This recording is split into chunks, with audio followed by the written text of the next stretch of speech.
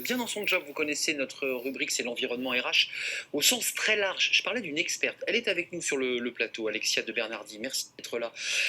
Experte, présidente de la WeBox, qui est une société digitale d'animation managériale. Alors vous, les managers qui êtes au travail, mais qui êtes aussi en vacances, eh bien vous allez nous transmettre quelques conseils très pratiques pour bien commencer sa rentrée.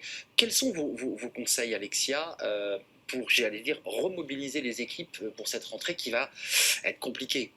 Alors peut-être déjà 2 points de contexte avant de rentrer dans l'action. C'est que depuis 3 ans, au sein de la WeBox, on analyse toutes les bonnes pratiques managériales de tous univers de façon à les animer quotidiennement dans nos réseaux et dans notre plateforme. Et en fait, je peux vous dire que le cœur de l'engagement, ce qui génère vraiment le moteur principal de l'engagement, c'est la qualité des interactions que l'on a avec son écosystème.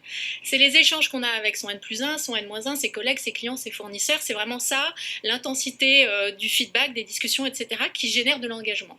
Et en ce moment, avec la crise sanitaire, alors on ne sait pas si elle est derrière nous, et la crise économique qui arrive, c'est encore plus important parce que tout le monde a besoin d'être rassuré, on a besoin de sécurité, on a besoin de savoir que finalement la carotte et le bâton, c'est pas ça qui va nous attendre à la rentrée. Donc mon deuxième point, c'est que finalement la clé pour appliquer tout ça, c'est le manager, effectivement, comme vous le disiez Arnaud. Le manager, on sait que quand quelqu'un démissionne, il ne va pas quitter son job, son entreprise ou sa fiche de paie, il va quitter son chef.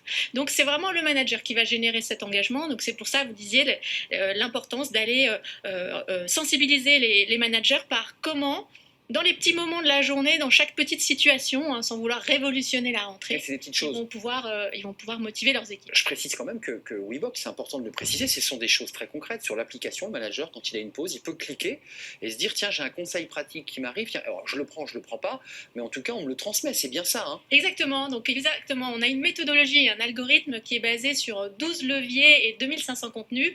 Peut-être qu'on peut afficher les 12 leviers à l'écran parce qu'on a une méthodologie de diagnostic. Ouais, c'est assez joli d'ailleurs.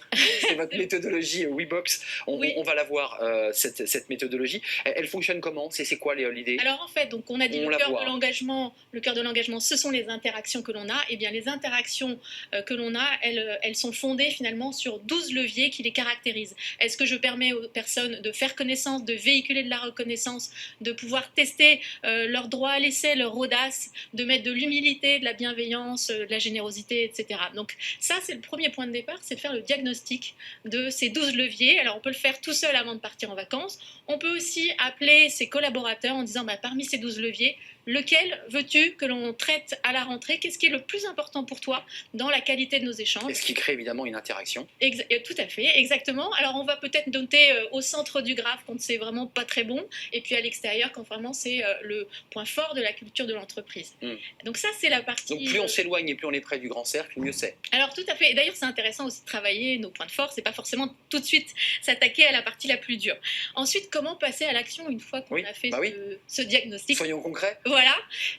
Donc, ou bien on peut renforcer nos points de force. Par exemple, si vous trouvez que l'optimisme est vraiment très important dans votre entreprise, allez chercher d'autres bonnes pratiques qui génèrent cet optimisme. Contactez d'autres managers et fixez-vous un plan d'action en disant allez, ce mois-ci, dans mes réunions, je vais encore plus aller chercher cet optimisme. Attendez, pour être concret, c'est quand on est autour de la table, on s'est fixé comme objectif l'optimisme et donc on le matérialise. Exactement. On est optimiste. Alors oui, par les mots, par les gestes. Exactement, donc on va aller chercher des pratiques qui vont le générer. Alors si je prends par exemple l'humilité, là, qui de mémoire sur le graphe était le point le plus faible, il y a plein de bonnes pratiques pour aller chercher, développer l'humilité dans son équipe. Ça peut être de démarrer une réunion en avouant une boulette qu'on a fait avec beaucoup de simplicité. Ça, c'est important. Alors justement, c'est souvent ce qui manque le plus. On peut aussi développer l'humilité en disant je vais proposer aux juniors de donner son avis. On les oublie souvent, les juniors, les stagiaires. On peut aussi développer l'humilité dans son équipe en posant des questions, en limitant par exemple une réunion qui n'ait pas plus de 50% d'informations descendantes, en posant des questions. Finalement, si c'était à refaire, cette reprise, vous l'auriez fait comment? Qu'est-ce que vous avez pensé de la façon dont on a géré le confinement? Donc c'est toutes ces questions qui vont aller amener des interactions action sur tous les différents leviers de cette rosace qui vont faire qu'on va générer de l'engagement. Et vous, votre mission, WeBox, c'est d'aller vraiment sur le terrain, aller chercher les bonnes pratiques, c'est ça? Et ensuite, c'est une boîte à outils que vous ouvrez et que vous offrez, que vous distribuez aux managers? Exactement. Alors la force, donc on a effectivement plus de 2500 contenus qu'on va chercher dans tout type de témoignages, interviewer plus de 300 managers.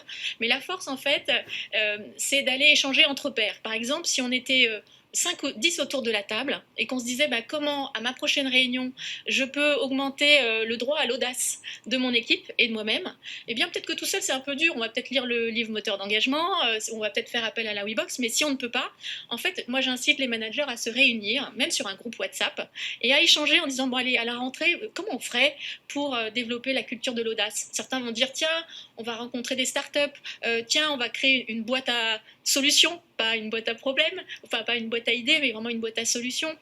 D'autres vont dire, eh bien, on va faire un hackathon pour trouver toutes les idées qu'ont nos collaborateurs. Donc vraiment le côté échange entre pairs, sur une plateforme digitale, en temps masqué, c'est comme ça qu'on va chercher les bonnes pratiques des vrais gens. Merci Alexia de Bernardi, vous avez cité ce livre, c'est le vôtre, 365 actions pour mieux travailler, qui est sorti chez Marabout, qui est aussi le fruit de ce travail de rencontre avec les managers pour le transmettre dans ce livre et dans WeBox, puisque vous en êtes la présidente. Merci de nous avoir éclairé, vous les managers que nous avez regardés, voilà, vous avez appris plein de choses pour démarrer du bon pied cette rentrée qui s'annonce difficile. Tout de suite, vous connaissez notre rubrique, c'est Working Progress, à la rencontre d'entreprises, de start-up qui innovent. C'est tout de suite.